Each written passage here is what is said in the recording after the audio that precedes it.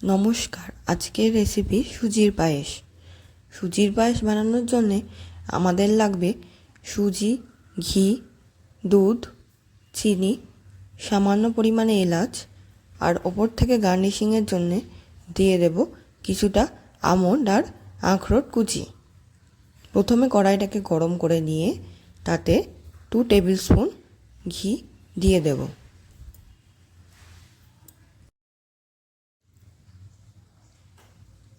এবারে ঘিটা ভালো করে গরম হয়ে গেলে তাতে 2টো এলাচ একটু থেতো করে দিয়ে সামান্য পরিমাণে ভেজে নেব।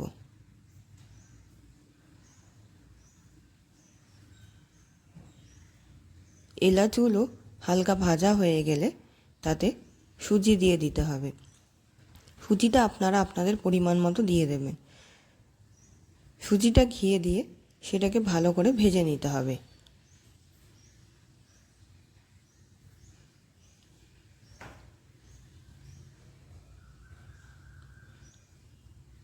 গ্যাসটাকে লো ফ্লেমে করে এটাকে ভাজতে হবে।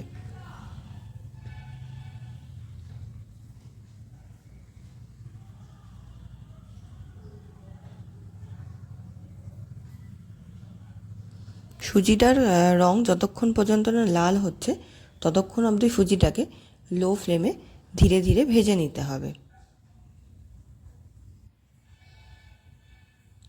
সুজিটা মোটামুটি 5 থেকে 7 মিনিট ভেজে নিলে সুজির মধ্যে লাল কালার এসে যাবে।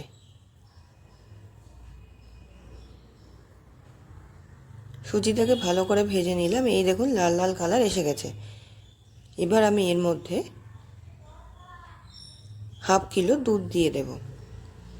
দুধটাকে আমি আগে থেকে ফুটিয়ে একটু ঘন করে রেখেছিলাম। এবার দুধটাকে ধীরে ধীরে সুজির মধ্যে দিয়ে দিলাম। দুধটা দিয়ে ভালোভাবে সুজিটাকে নাড়তে হবে যাতে কোনো লাম্প তৈরি না হয়। ভালোভাবে দুধ আর সুজিটাকে মিশিয়ে নিলাম।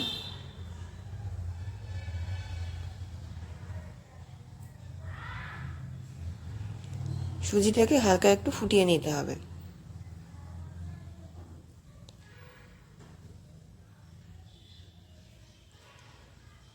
পর থেকে আমি আরেকটু দুধ দিয়েছিলাম কারণ সুজিটা পুরো শুকিয়ে গেছিলো তাই।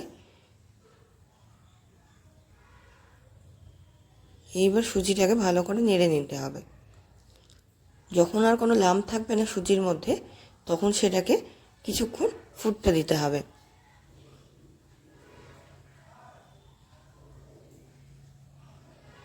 অল্প একটু ফুটে গেলে তারপর আপনারা আপনাদের স্বাদ মতন সুজিটার মধ্যে চিনি অ্যাড করবেন। আমি 2 টেবিল স্পুন চিনি অ্যাড করেছিলাম, যেহেতু আমরা মিষ্টি কম খাই। আপনারা আপনাদের স্বাদ মতো চিনি ওর মধ্যে অ্যাড করে দেবেন। চিনি অ্যাড করা হয়ে গেলে ভালো করে সুজিটাকে নেড়ে নিতে হবে।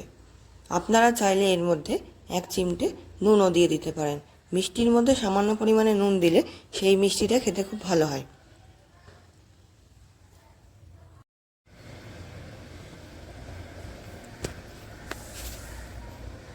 সুজি রেডি হয়ে গেছে। এবার গার্নিশিং করার জন্য লাগবে কিছুটা আখরোট কুচি আর কিছুটা আমন্ড কুচি। আপনারা চাইলে এর মধ্যে কাজু কিশমিশও দিতে পারেন।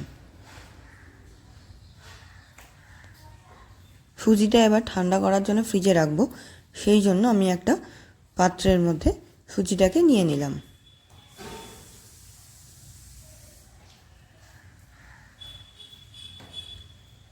আপনারা চাইলে গরম সুজিও খেতে পারেন, কিন্তু ঠান্ডা করে সুজিটা খেলে খেতে বেশি ভালো লাগবে।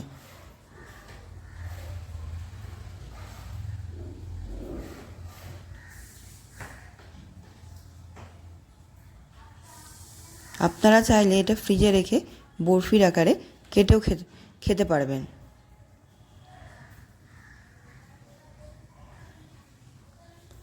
সুজি রেডি হয়ে গেছে। এবার উপর থেকে কিছুটা ওয়ালনাট মানে আখরোট কুচি আমি ছড়িয়ে দিলাম, আর কিছুটা আমন্ড কুচি আমি ছড়িয়ে দিচ্ছি। আপনারা চাইলে সুজি তৈরি করার সময় ঘিয়ে ভেজে এগুলোকে আগেই দিতে পারেন। আমাদের সুজি একদম রেডি। এবার এটাকে ফ্রিজে কিছুক্ষণ রেখে ঠান্ডা করে নিলেই হয়ে যাবে। আপনারা এটা রুটি, লুচি, পরোটা সব কিছুর সাথেই খেতে পারেন, বা যে কোনো উপোসের দিনে আপনারা এই রকমভাবে সুজিটা বানিয়ে খেতে পারেন। খুবই সিম্পল একটা রেসিপি।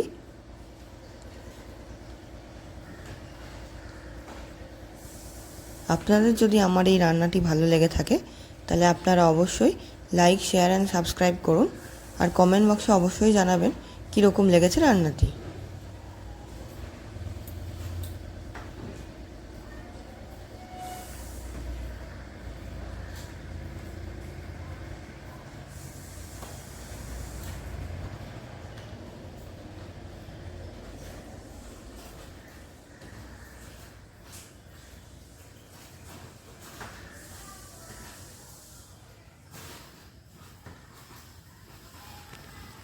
ধন্যবাদ।